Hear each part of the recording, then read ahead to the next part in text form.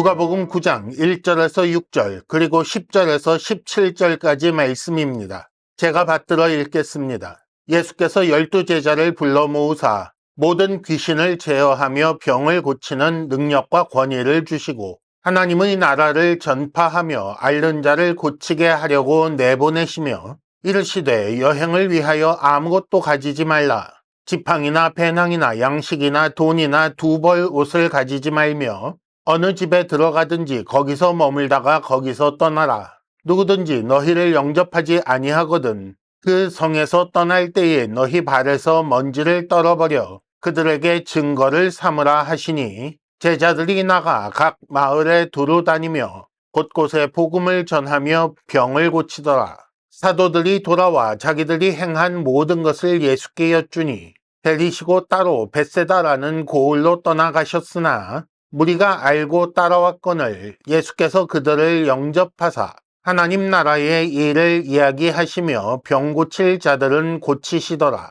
날이 저물어가매 12사도가 나와 여짜오되 무리를 보내어 두루 마을과 촌으로 가서 유하며 먹을 것을 얻게 하소서. 우리가 있는 여기는 빈들이니이다. 예수께서 이르시되 너희가 먹을 것을 주라 하시니 여짜오되 우리에게 떡 5개와 물고기 2마리밖에 없으니 이 모든 사람을 위하여 먹을 것을 사지 아니하고서는 할 수 없사옵나이다 하니 이는 남자가 한 5,000명 되밀어라. 제자들에게 이르시되 때를 지어 한 50명씩 앉히라 하시니 제자들이 이렇게 하여 다 앉힌 후 예수께서 떡 5개와 물고기 2마리를 가지사 하늘을 우러러 축사하시고 떼어 제자들에게 주어 무리에게 나누어 주게 하시니 먹고 다 배불렀더라. 그 남은 조각을 12바구니에 거두니라. 아멘. 우리가 믿는 예수님은 어떤 분이십니까?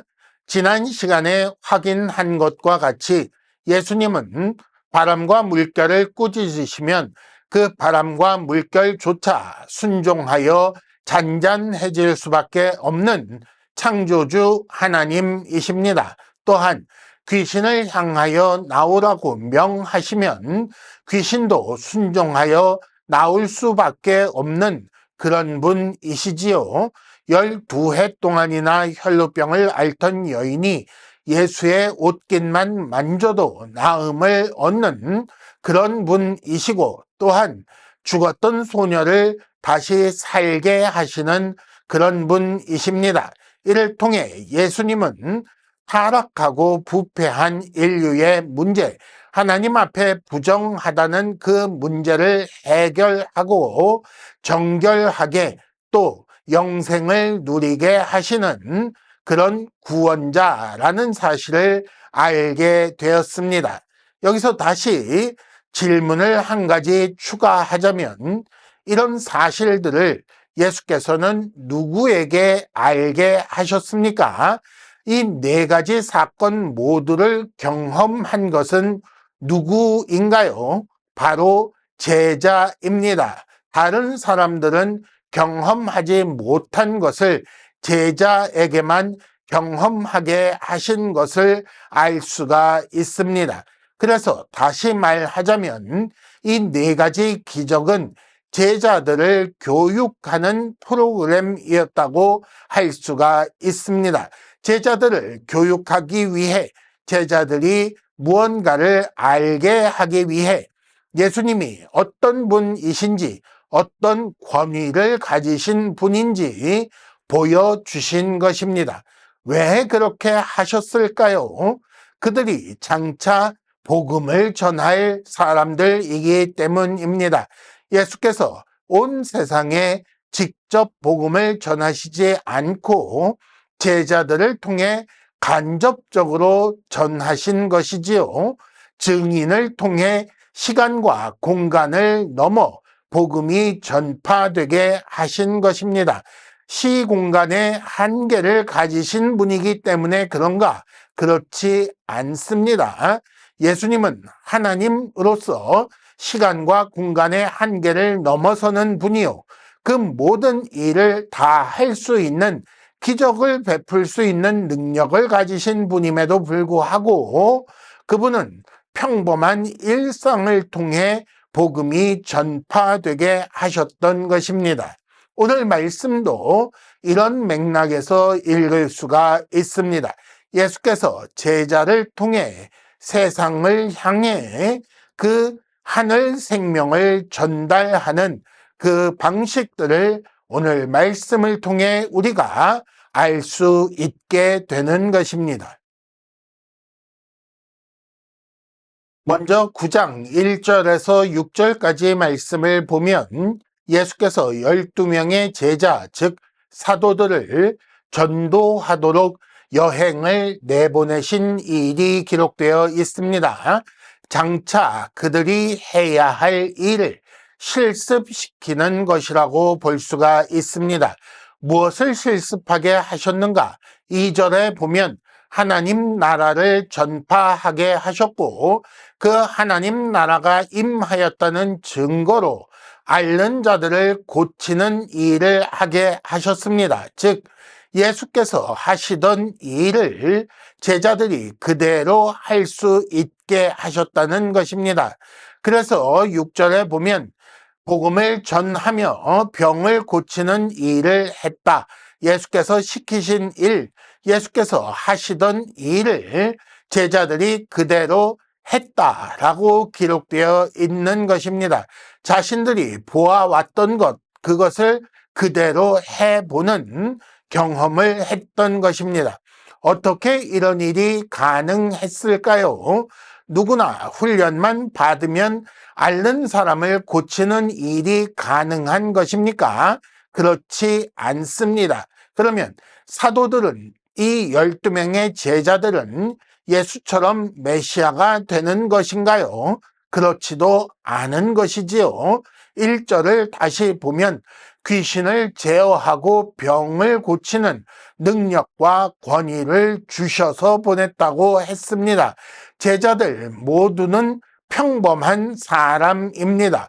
그래서 아무 능력도 권위도 없는 사람이라서 원래 이런 일을 할 수 없는 게 당연한 것입니다.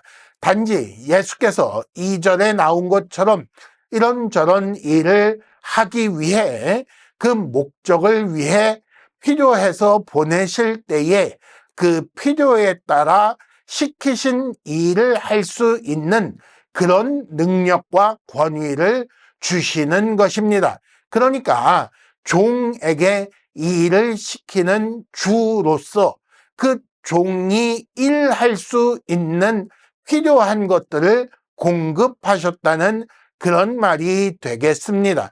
이렇게 제자들은 예수께서 주신 것을 가지고 가기 때문에 주께서 공급하신다는 것을 믿는 훈련 역시 필요했습니다. 그래서 3절에 보면 여행을 위해 아무것도 가지지 말라라고 하셨습니다. 너희들이 스스로 준비하는 것, 그것은 필요 없다. 그것으로 할 수 있는 일이 아니다. 단지 주께서 공급하시는 것으로 일하는 것이요. 그 능력과 권위로만 일할 수 있는 것이다 라는 사실을 알게 하신 것입니다. 그 능력과 권위 외에 양식과 돈과 옷 같은 것도 필요하지 않은가? 물론 그것이 필요한 것을 주께서도 알고 계십니다. 그래서 4절에 보면 어느 집에 가든지 거기서 유하며 떠날 때까지 거기 있다가 거기서 나오라고 그렇게 말씀하십니다.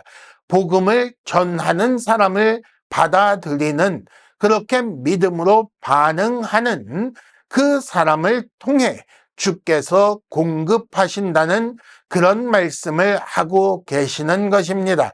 하지만 만일 누구라도 너희를 영접하지 않거든 복음을 전하게끔 사도를 보내신 주도 거절하는 경우에는 발에 먼지를 떨어버려 증거로 삼으라 라고 하셨습니다.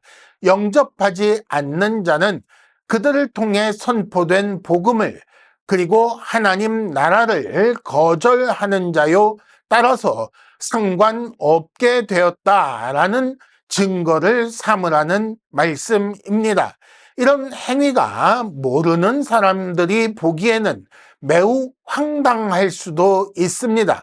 만일 제자들이 하는 말을 받아들여서 그들을 자기 집에 머물게 할 경우 그 제자들이 먹고 쓰는 것을 지원해야 하니 경제적으로 손실을 입게 되는 것이고, 반대로 그들을 거절하고 영접하지 않는다면 발에 먼지를 떨어버린다고요. 그게 무슨 타격을 줄 수 있겠는가라고 할 수도 있는 것입니다. 그렇다면 이 행위의 숨은 뜻은 무엇일까라는 것을 생각하면서 우리가 다음 본문을 읽어야 하겠습니다. 이렇게 복음 전파를 마친 후 10절, 사도들이 돌아왔을 때 생긴 일이 모든 사람이 잘 알고 있는 오병이어의 기적이라고 불리우는 사건이었습니다.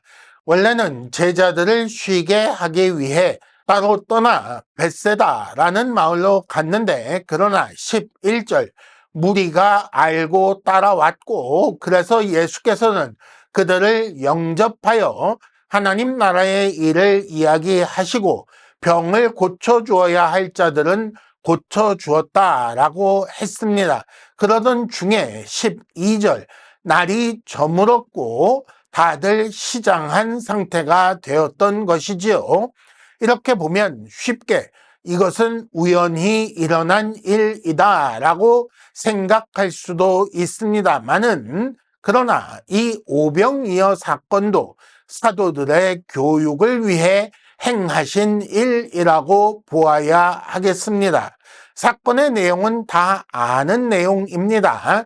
12절, 12사도가 이제 무리들을 보내어 각 고을에서 먹을 것을 얻게 하시지요 라고 말했습니다. 나름대로 합리적인 판단입니다. 하지만 예수께서 갑자기 13절, 너희가 먹을 것을 주라 라고 하시지요. 그러자 제자들은 매우 난감한 반응을 보입니다. 우리에게는 떡 5개와 물고기 2마리밖에 없습니다 라고 말하는 것이 기록되어 있습니다. 여기서 말하는 떡, 그러니까 빵은 요즘 말하는 피타라는 빵과 비슷할 것으로 보입니다. 우리가 잘 아는 호떡 크기의 조그마한 빵이지요. 즉 14절에 나온 것처럼 남자만 한 5,000명쯤 되는 그런 상황을 해결할 수 없는 아주 작은 양을 가지고 있었다는 것입니다. 그러나 예수께서는 그 무리들을 앉히라고 명하십니다. 그리고 축사하신 후에 제자들에게 나누어 주시며 무리에게 나누어 주게끔 하셨습니다. 그래서 17절, 먹고 배불렀던 것이고 남은 것을 모으니 12바구니나 되었다는 것입니다. 다 배불리 먹었으니 그러면 만족하고 끝날 일인가요? 예수님의 목표가 그 무리를 배불리 먹게 하는 것이겠습니까? 그것이 아닌 것 같다는 거지요. 요한복음 6장에 기록된 같은 사건의 이야기를 보면 예수께서는 이 일 후에 무리를 피하여 혼자 산으로 가셨다고 되어 있고, 다음날 무리를 만나서도 너희가 나를 찾는 것은 떡을 먹고 배부른 까닭이다 라고 꾸중하는 투의 말씀을 하셨습니다. 그러니 예수께서 원래 의도하신 것이 백성들 먹이는 것에 있지 않다는 것을 우리는 알 수가 있게 되는 것입니다. 그래서 당연히 제자를 위하여 이런 일을 하셨다라고 생각하게 되는 것입니다. 무슨 말인가요? 예수께서 12절, 보내어 먹을 것을 얻게 하시지요 라는 제자들의 말에 대해 그렇게 하라라고 했을 수도 있던 것입니다. 이미 비슷한 경우가 있었을 수도 있지요. 예수께서 오래 가르침을 주시다 보니 저녁 시간이 되었을 것이고, 그래서 무리들을 흩어 각자 먹을 것을 구하게 하신 경우가 전혀 없었다고 할 수도 없는 것 아니겠습니까? 그러니까 그렇게 했던 것을 따라 제자들이 그렇게 똑같이 하자고 예수님께 말씀을 드렸는데, 이날만은 갑자기 예수께서 너희가 먹을 것을 주라라고 하신 것입니다. 그리고 당연히 가진 것이 없다는 사실을 아시는 예수께서 너희가 먹을 것을 주라 하셨으니 이것이 장난이라고 볼 수도 없는 것입니다. 이 사건을 해석하기 위해 우리가 읽은 이 내용들의 그 상황을 간단히 정리해 봅시다. 먼저 있었던 1절부터 6절까지 기록된 제자들의 전도 여행은 12 제자에게 능력과 권위를 주어서 전도, 즉 하나님 나라에 대한 도를 전달하도록 하는 여행이었습니다. 그 후에 오병이어 사건은 너희가 먹을 것을 주라라고 명령하신 후에 실제로는 예수께서 떡과 물고기를 제자들에게 주셨고, 제자들이 그것을 백성들에게 전달하는 일을 한 것입니다. 그렇다면 이 두 일은 전달이라는 측면에서 공통점을 가지고 있는 것입니다. 이 두 사건을 연결하여 해석하기 위해 먼저 예수께서 무엇을 주라고 하셨는지 생각해 보아야 합니다. 예수께서 너희가 먹을 것을 주라라고 했을 때 그 먹을 것이 단순히 떡, 그러니까 빵을 의미하는 것은 아닙니다. 요한복음 6장에 의하면 이 떡은 예수님 자신을 의미하는 것입니다. 요한복음 6장 35절에 보면 나는 생명의 떡이다 라고 하셨고, 또 48절에 보면 내가 곧 생명의 떡이다 라고 하셨습니다. 또 51절에 보면 나는 하늘에서 내려온 살아있는 떡이다. 내가 줄 떡은 바로 내 살이다 라고 말씀하시는 것을 볼 수가 있습니다. 즉 오병이어 사건은 백성들의 배고픔을 해결해 주신다, 그들을 불쌍히 여기셨다라는 의미보다 더 큰 의미가 있는데, 참되고 영원한 생명을 주시는 예수 그리스도라는 사실을 알게 하려는 그런 사건이었다는 것입니다. 그런데 그 사건 중에 예수께서 직접 백성들에게 나누어 주신 것이 아니라 제자들을 통해 무리에게 떡이 가도록 하셨다. 그러므로 생명의 양식이 전달되는 경로를 알게 하신 것이다. 이렇게 정리가 되는 것입니다. 그러므로 너희가 먹을 것을 주라라는 말씀의 의미는 너희 것, 너희가 가진 것을 그들에게 주어 그들의 생명을 연장하라라는 말씀이 아니고, 내가 이미 너희에게 준, 너희로 전달하게끔 주었던 그 생명을 전달하라라는 그런 말씀이 되는 것이며, 이는 앞서 있었던 일에서 귀신을 제어하고 병을 고치는 능력과 권위를 주셔서 나가서 백성들 사이에서 귀신을 제어하고 병을 고치게 하신 일, 그런 방식으로 하나님 나라를 전파하게 하신 것과 같은 일이라는 것입니다. 타락하고 부패하여 사망의 그늘 아래, 악한 영의 지배 아래 있었던 너희, 거기서 벗어난 너희가, 그렇게 잃었던 생명을 다시 얻은 너희가 받은 그 생명을, 영원한 생명 양식을 이제 다른 사람에게도 전하여 주라라는 명령을 하시며, 귀신을 제어하고 병 고치는 능력을 그리고 그 권위를 주셔서 내보내시거나 그것을 상징하는 떡을 들려서 무리에게로 보내신 것은 사실 같은 일이 된다는 말씀입니다. 그것을 전하는 일에 너희가 가지고 가려고 하는 지팡이나 배낭이나 양식이나 돈과 옷 같은 것은 의미가 없으니 가져가지 말아라. 하늘 생명을 전하는 일에 필요한 모든 것은 그 능력과 권위는 보내시는 주께서 주셔서 보내실 것이다 라고 알려주셨던 것이며, 그 일을 진행하는 동안 필요한 것들은 복음을 영접하는 자, 믿음으로 반응하는 자를 통해 주께서 공급할 것이며, 주의 공급하심은 그 통로가 되는 자와 결국 그것을 받게 되는 자 모두를 배부르게 하며 살게 하는 공급하심이 될 것이라고 가르쳐 주신 것입니다. 이렇게 주의 공급하심은 기적적인 방식으로 이루어질 수도 있는 것이지만 또한 평범한 일상을 통해 이루어지는 것이며 자발적인 헌신을 통해 이루어지는 것이라고 가르쳐 주신 것입니다. 하지만 너희를 영접하지 않는 자, 그들은 어떤 자인가?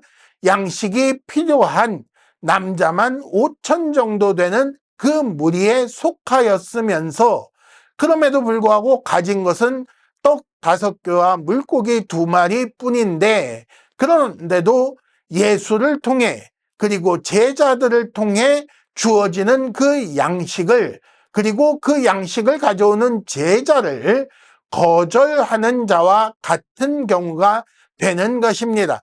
그러므로 그런 자들을 향해 발에 먼지를 떨어버려 증거로 삼으라 라는 말씀은 주께서 전달하라고 나를 보내셔서 내가 그것을 전달하러 왔는데, 그러나 네가 거절하였다라는 그 사실에 대한 증거를 보이라는 것입니다. 즉, 주지 않은 것이 아니라 주어도 받지 않은 것이니 영생을 누리지 못하게 될 것이며, 그 모든 영생 누리지 못함에 대한 책임은 너에게 있다. 네가 가장 큰 손해다 라는 사실을 보이라는 말씀이 되겠습니다.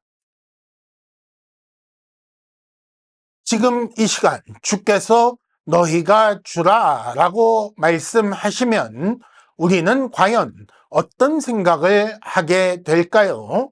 어쩌면 아깝다라고 생각하는 사람도 있을 것이고, 내가 가진 게 없다라고 생각하는 사람도 있을 것입니다.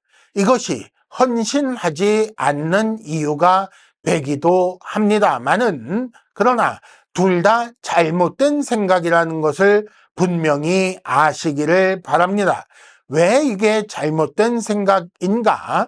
원래 우리는 가진 것이 없기 때문입니다. 그래서 주께서 우리에게 우리가 가진 것을 주라고 하시지 않는다는 것이지요.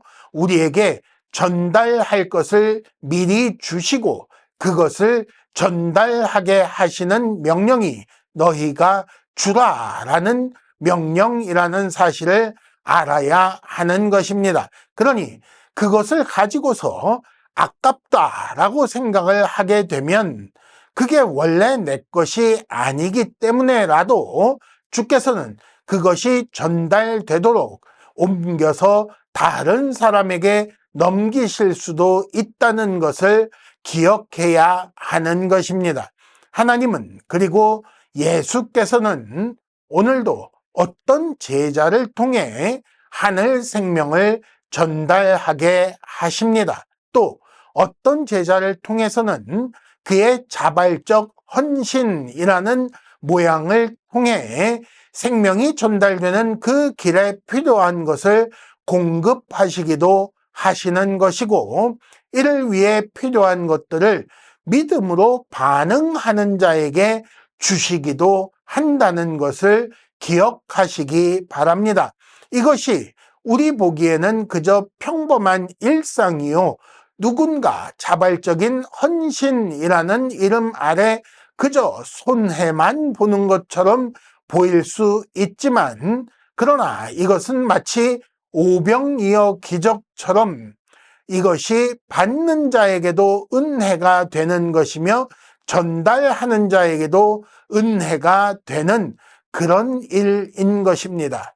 그러므로 우리는 받는 자가 되어 은혜를 누리는 것도 중요하겠지만, 전달자가 되고 공급의 통로가 되어 더 큰 은혜를 누리기를 소원해야 좋을 것입니다. 모두가 믿음의 분량을 따라 각자의 역할을 잘 감당하시기를 바랍니다.